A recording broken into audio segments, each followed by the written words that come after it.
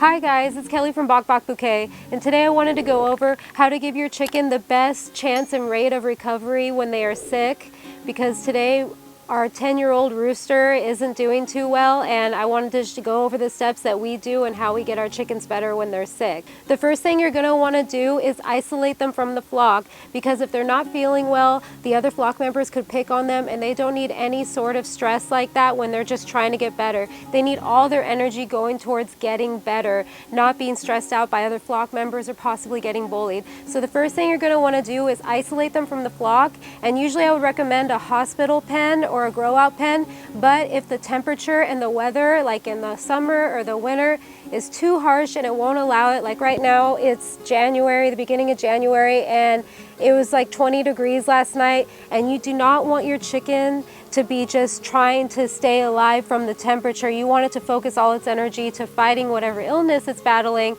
and staying alive from there. So if it's too hot or it's too cold, you want to control the environment perfectly and make sure that they are in a temperature controlled situation. So because it is so cold tonight, we're going to be bringing him inside, and here are 2 cages that we have available to use. There's a lot of different things you can use, but this is what we have available.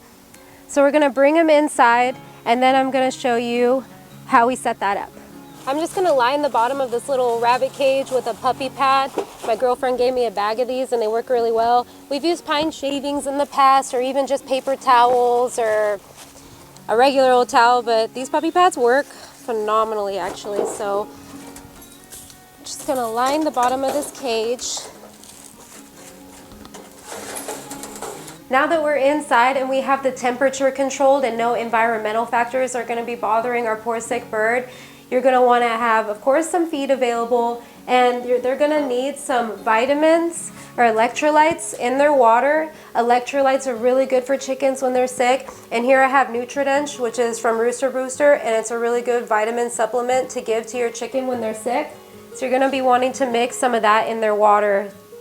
Here we have Quick Chick, and then Save a Chick is also a good brand for these. The electrolyte is basically just like a chicken Gatorade or like a Pedialyte that you would drink or give your children when they're sick. I'm just going to mix it in the water. We're just going to use a couple bowls. You can use a chicken feeder if you want to put his little feed and water in there. And we have this set up in our bathroom right now because we can easily just close the door so our dogs don't bother him. Our little guy Rufio here just turned 10 years old recently, so we want to make sure that he stays around for a long, long time. We love him so much.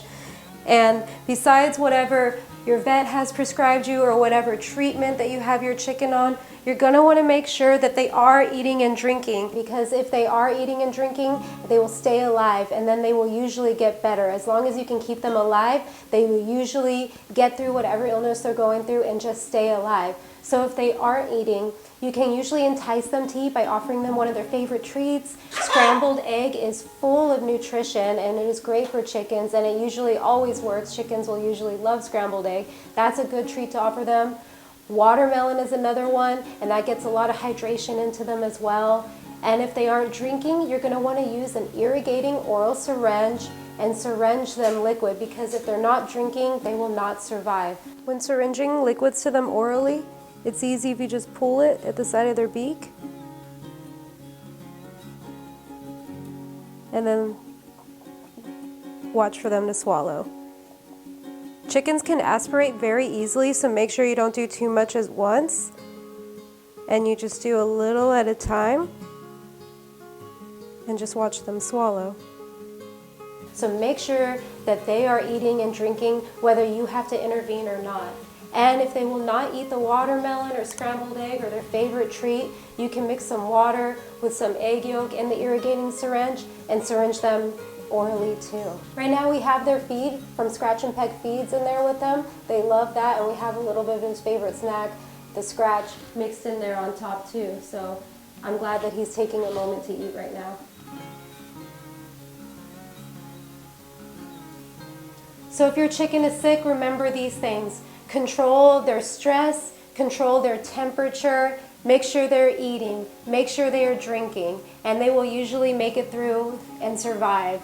with whatever treatment that you have them on for whatever ailment is ailing them. I hope this information helps you. Thanks so much for watching. We'll see you next time.